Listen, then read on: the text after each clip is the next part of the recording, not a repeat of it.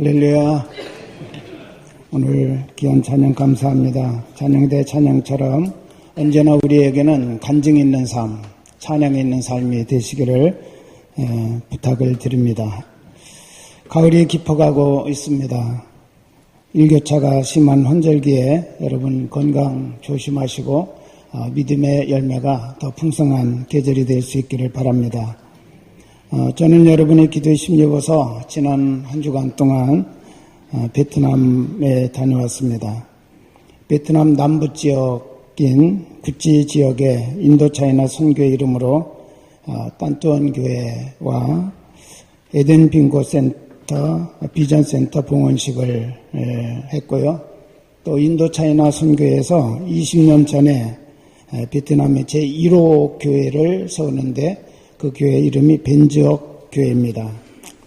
이 교회를 방문하고 목사님을 의시한 교회 지도자들과 만나서 교제하고 또 선교비를 전달하고 왔습니다.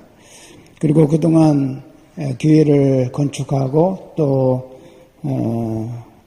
공장을 세우는 일을 위해서 수고한 이강하 선교사 부부가 18년 동안 베트남에 있으면서 꼭 가보고 싶은 곳인데 가기가 여의치 않아서 못 갔다고 하는 곳이 있었어요. 그래서 그분들에게 또 본인의 돈 가지고서는 갈 수가 없는 그런 형편이라 우리가 같이 그분들 휴식을 주기 위해서 다낭이라고 하는 곳에 함께 다녀왔습니다.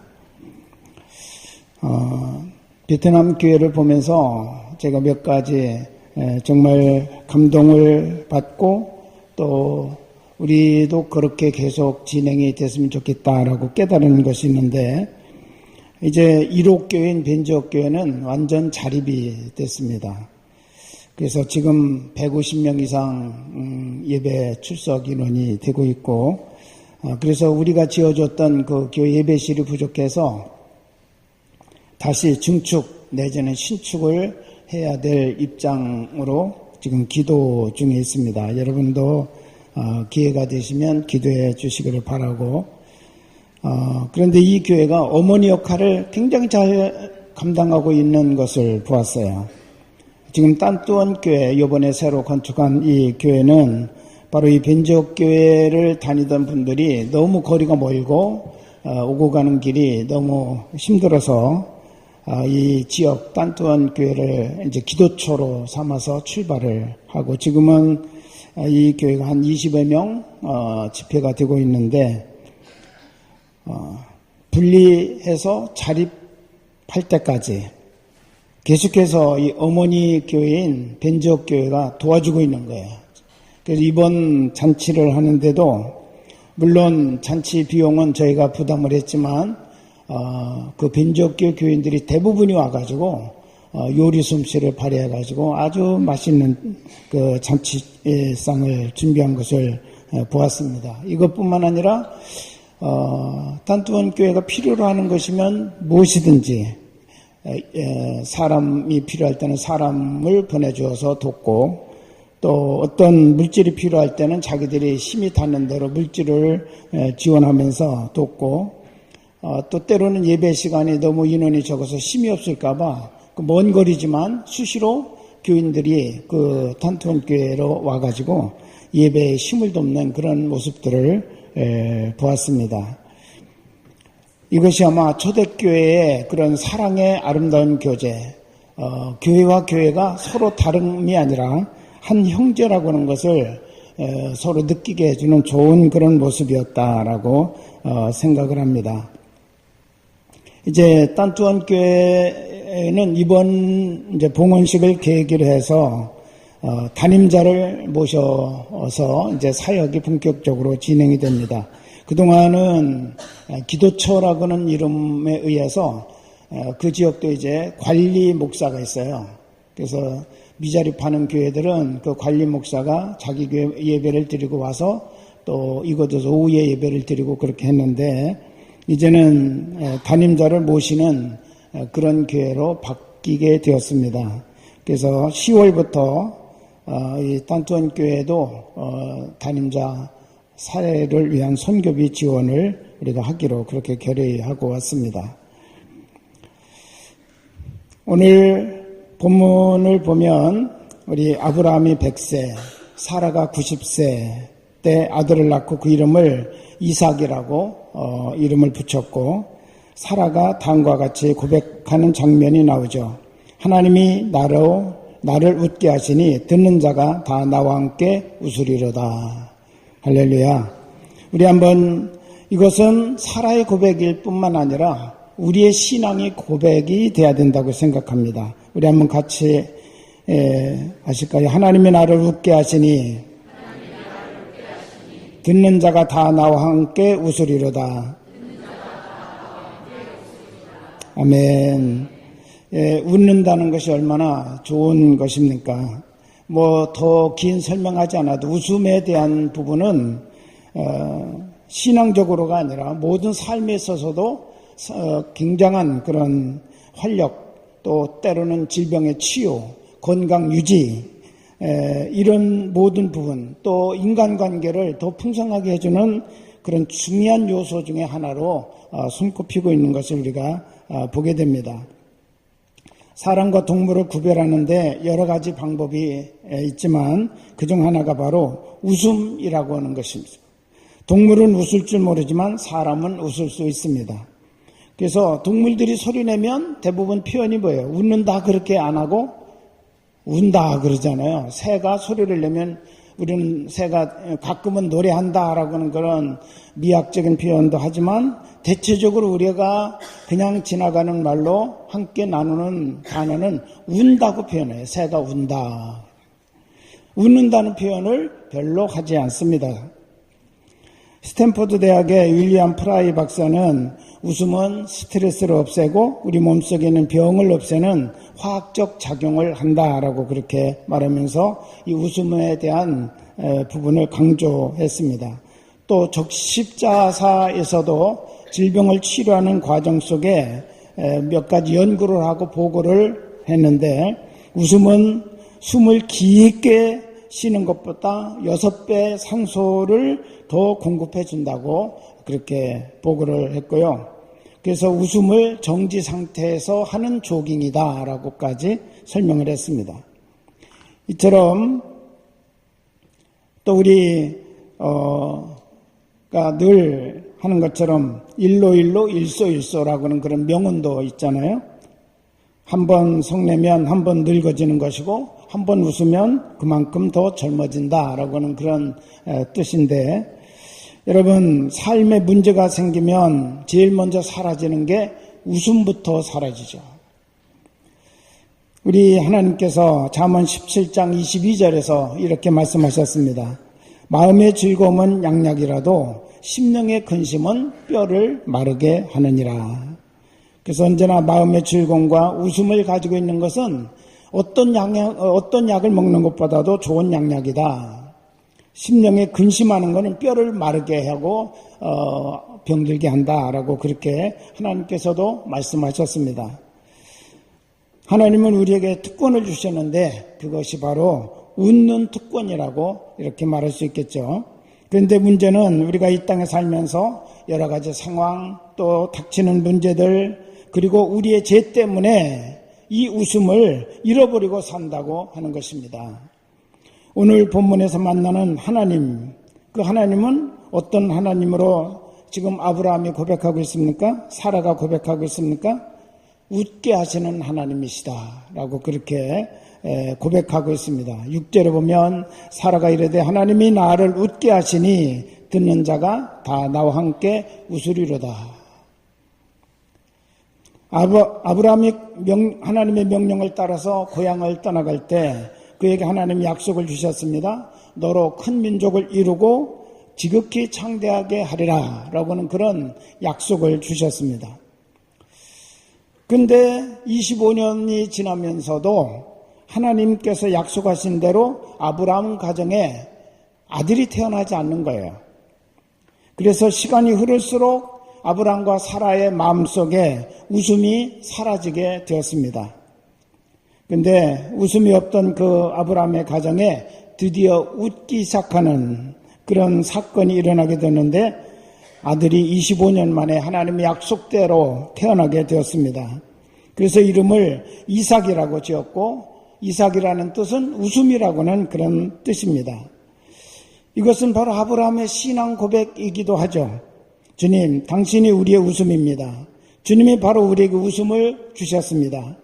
내 슬픔과 괴로움과 부끄러움을 웃음으로 바꿔주신 분은 바로 하나님이십니다. 라고는 그런 고백이 바로 이 속에 이삭이라고는 그 아들 이름을 이삭이라고 지은 그 속에는 이런 아브라함과 사라의 고백이 담겨 있는 것이에요.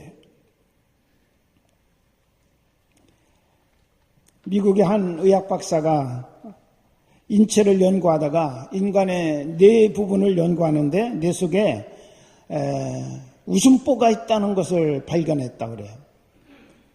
왼쪽 대뇌 신경 조직 표면 그 조직 가운데 면적이 한 4제곱센티미터 되는 사방 2cm 되겠죠.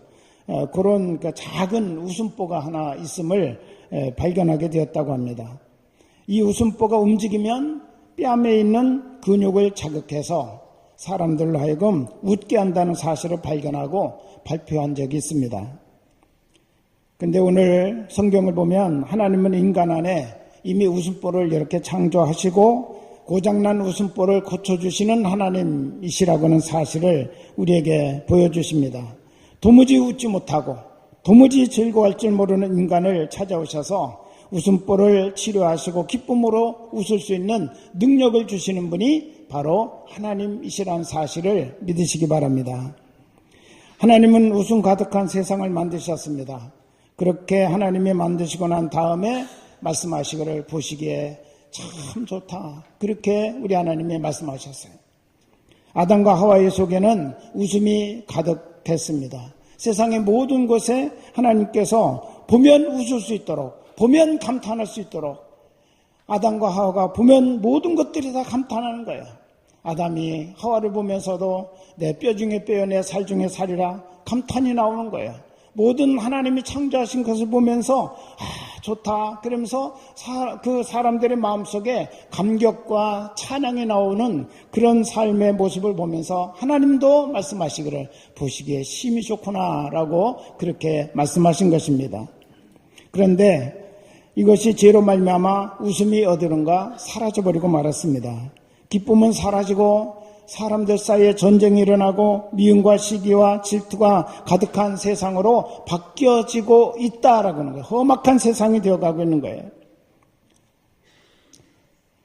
이런 세상을 보시고 우리 하나님께서 한 분을 우리에게 보내주셨습니다. 그분이 바로 예수 그리스도이신데 예수님을 이 땅에 보내주시면서 십자가에서 피 흘리며 죽음으로 우리 인간들의 죄 때문에 잃어버려진 웃음을 통해서 파생되는 모든 기쁨과 평안과 행복을 다시 회복시켜 주시고자 우리 예수님이 십자가의 고난과 죽음을 당하셨다는 것입니다.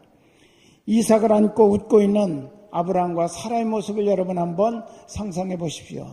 25년 동안 웃음 잃어버린 가정, 웃음 잃어버린 인생이었는데 아무리 다른 거 많이 있어도 자기들의 마음, 가슴에 품어야 될 아들이 없기 때문에 웃음을 잃어버리고 살던 이 가정이 하나님이 약속하신 대로 25년 만에 아들을 품에 안고 나니까 웃음이 다시 돌아오게 되었다는 거예요. 그래서 그 아들 이름을 이제는 잊지 않기 위해서, 웃음을 상실하지 않기 위해서 이삭이라고는 이름으로 이름을 짓고 그 신앙을 고백하는 그런 모습을 우리에게 보여주고 있습니다. 여러분, 오늘 예수님은 우리의 영적 이삭입니다. 할렐루야. 이 영적 이삭이신 예수님을 안고 여러분의 인생도 웃는 삶이 되시기를 주의 이름으로 축원합니다.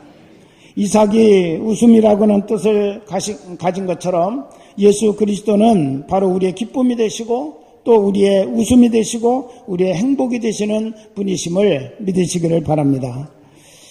하나님의 은혜로 웃을 수 있었던 아브라함과 사라는 그들의 웃음을 자기가 웃는 것으로 끝나지 않았습니다. 한 단계 더 성숙해가는 그런 모습을 우리에게 보여주셨는데 다른 사람들에게 웃음을 전염시키고 있는 아브라함과 사라의 모습을 우리가 볼 수가 있죠.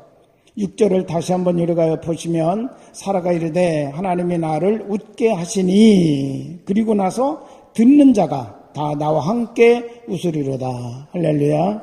나만 웃는 것이 아니라 이 웃음에 전염시키는 그런 역할을 아브라함과 사라가 해서 듣는 자들이, 그 이야기를 듣는 자들이 다 함께 행복에 겨워 웃는 그런 웃음을 웃게 되었다라고 그렇게 말합니다.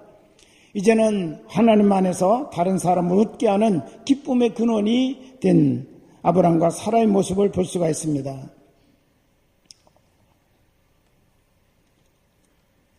인도의 빈민굴에 들어가서 평생을 그들을 섬기며 살았던 테레사 수녀가 남긴 그런 묵상집에 이런 이야기가 있습니다. 한 번은 어느 구석진 길을 걷고 있는데 말할 수 없이 비참한 얼굴을 한 모습으로 걸어가는 한 사람을 만나게 되었습니다. 그 얼굴에는 수심이 가득했습니다. 심이 어두웠습니다. 술에 찌들려 있었고 온통 괴로움으로 충만한 그 사람을 보게 되었는데 테레사 수녀가 그에게 다가갔습니다. 그리고 반갑게 인사하면서 그의 손을 잡아주었습니다. 근데 놀라운 일이 생겼다고 그 테레사가 기록을 했는데 이 남자가 고개를 들어 테레사 수녀를 바라보더니 이렇게 말했다는 거예요. 참으로 오랜만에 따뜻한 사람의 손을 잡을 수 있었습니다. 정말 감사합니다. 그러면서 환하게 웃었다고 합니다. 여러분, 우리 이 시간에 한번 여러분 자신이 따뜻한 손이 되어 주시면 어떨까요? 옆에 있는 분과 손잡아 주시면서 함께 예배 드리게 되어서 감사합니다. 우리 한번 인사하시기 바랍니다. 네, 이게 바로 따뜻한 손이죠. 따뜻한 손을 잡고 나면 뭐가 생겨요? 네, 웃음이 생기죠. 인상 쓰면서 하는 사람 없잖아요.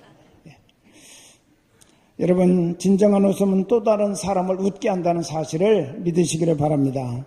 진정한 기쁨을 가진 성도는 옆에 있는 사람들에게 언제나 기쁨을 전염시키는 사람입니다. 이 세상 속에는 다른 사람을 괴롭게 하는 사람들이 많이 있어요. 있기만 하면 인상 쓰고 입에서 나오는 말은 험악해서 다른 사람이 그 말을 듣기가 괴로워요. 상처받아요. 아파요. 그리고 그 얼굴을 보기가 참으로 힘든 그런 모습을 하고 있는 험악한 사람들이 참 많이 있습니다. 그러나 주님은 우리가 이 세상 속에 들어가서 기쁨을 주고 웃음을 줄 수 있는 웃음의 전달자로 살아가기로 명령하셨습니다. 사람이 인상을 쓰려고 하면 얼굴에 근육이 64개가 움직여야 된대요. 인상 쓰는데 웃기 위해서는 몇 개가 움직여야 될까요? 13개만 움직이면 돼요. 뭐가 쉽겠습니까? 웃는 게 훨씬 쉽죠. 64개 근육을 움직여야 인상을 팍 한번 쓰는데 13개만 움직이면 웃음이 꽃이 피어요. 할렐루야. 여러분, 언제나 우리는 이런 자연스럽게 웃을 수 있는 그런 웃음의 존재로 살아가는 것이 하나님 보시기에 심히 좋은 모습이라는 사실을 믿으시기를 바랍니다. 지금 여러분은 어느 단계에 와 있습니까? 웃음이 없는 단계? 그것이 첫 번째 단계라고 한다면 웃고 있는데 부정적인 웃음, 허탈한 웃음을 웃는 웃음, 그런 웃고는 있지만 속은 울고 있는 그런 단계. 세 번째는 그리스도로 인하여서 행복을 느끼고 평안이 와서 웃으면서 살아가는 그런 믿음의 단계가 있습니다. 더 나아가서 네 번째 단계는 다른 사람에게 기쁨을 주는 삶, 웃음을 함께 나누는 그런 삶을 사는 단계가 있다는 거예요.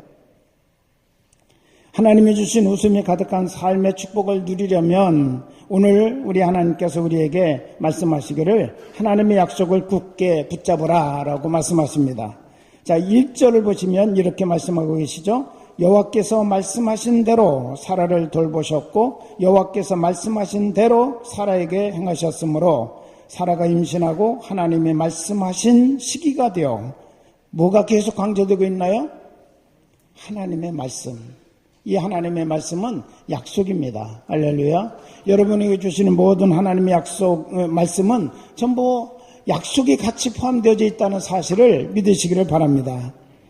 여기 사라를 돌보셨고라고 그렇게 말씀하셨는데, 이 돌보셨고라고는 말을 영어 성경을 보면 방문하셨다라고 그렇게 말씀하고 계세요. 하나님이 여러분을 돌보신다는 것은 하나님이 친히 여러분을 찾아오셨다는 겁니다. 여러분을 찾아오셔서 여러분의 아픔이 뭔지, 슬픔이 뭔지, 고통이 무엇인지 다 살피고, 그리고 돌보아 주시는 거예요. 은혜를 베풀어 주시는 거예요. 그럴 때 사라에게 행하신 하나님의 역사는, 너의 가정에 내가 약속한 그 아들을 안지 못해서 이렇게 웃음을 잃어버리고 있구나, 근심이 가득 차구나, 우리 하나님께서 말씀하신 시기가 되었을 때 사라의 품에 아들을 안겨주셨다고는 사실입니다.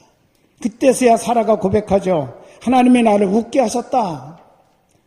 그리고 듣는 자들이 다 나와 함께 웃으리로다. 이 하나님을 그가 나누게 될 때 모든 사람들이, 그래, 너를 웃게 하신 그 하나님이 나의 하나님이 되셨으면 좋겠어. 모든 사람이 함께 웃는 거예요. 75세의 아브라함은 아들이 있을 것이라는 약속을 받았습니다. 그 약속을 잡고 있을 때 아브라함에게는 기쁨과 소망이 있었습니다. 그러나 끝까지 그 약속을 잡지 못하고 중간에 이스마엘이라고 하는 첩의 자식을 잡았습니다. 그러나 그것은 웃음줄이 아니라는 것을 나중에서야 깨달았어요. 이스마엘이 태어난 다음에 그 가정에 불화가 일어나지 않아요? 이스마엘이라고 하는 아들과 그 어머니 하갈이라고 하는 여인을 내쫓아야 되는 아브라함의 고통이 따라왔습니다. 웃음줄이 아니라 고통의 줄이었다고 하는 거죠.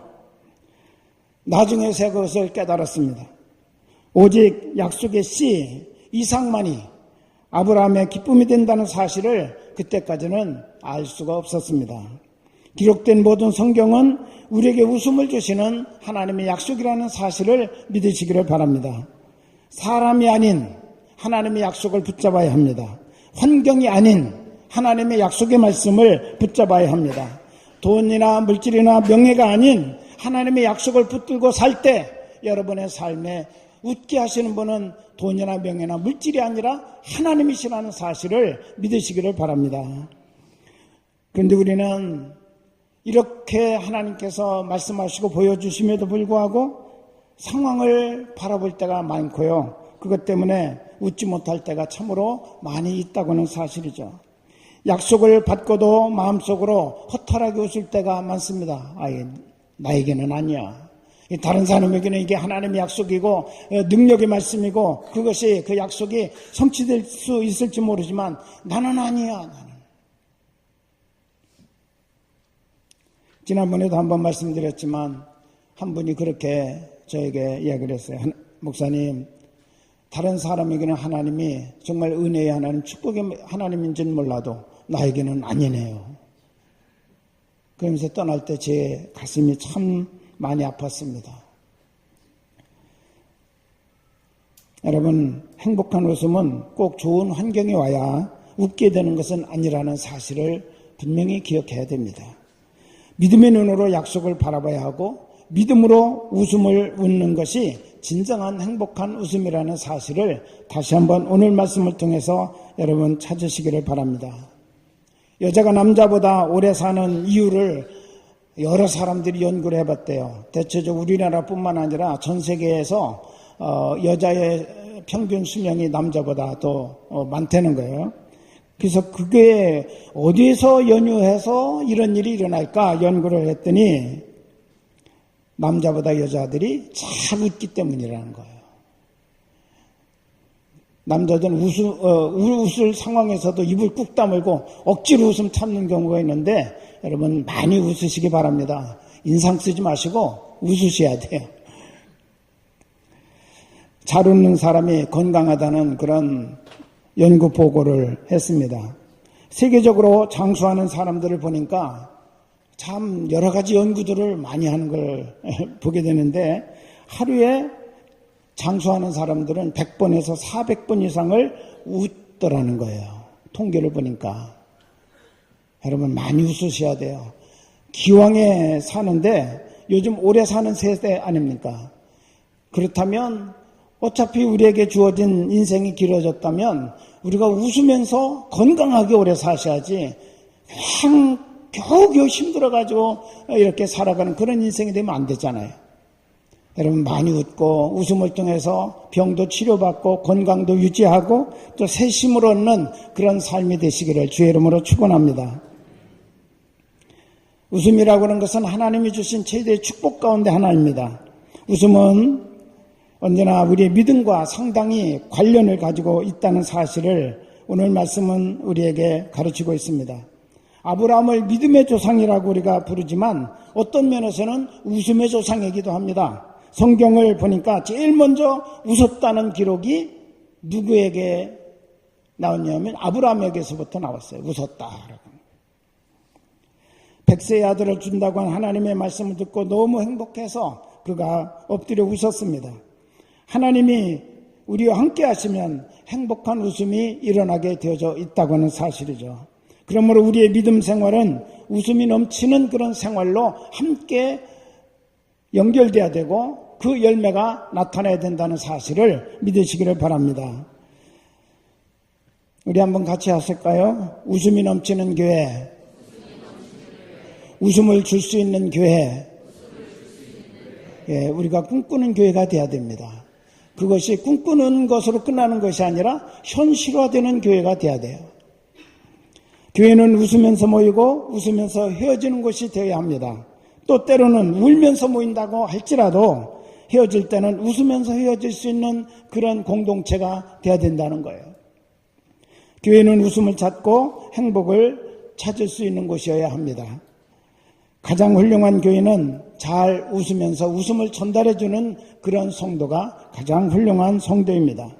세상의 모든 것들이 인간에게 가면을 씌워서 웃는 것처럼 보이지만 실상 그 마음에는 울음이 가득 차 있는 그런 현실이라고 한다면 예수님은 그런 울음으로 가득 찬 인간의 심령과 그들의 존재 자체를 원인을 찾아 들어가신 거예요. 죄 때문에 그렇구나. 죄 때문에 웃음을 잃어버리고 죄 때문에 오히려 사람들이 웃음 대신에 서로 더 큰 아픔과 상처를 주고 고통을 주는 그런 역사들이 일어나고 있구나.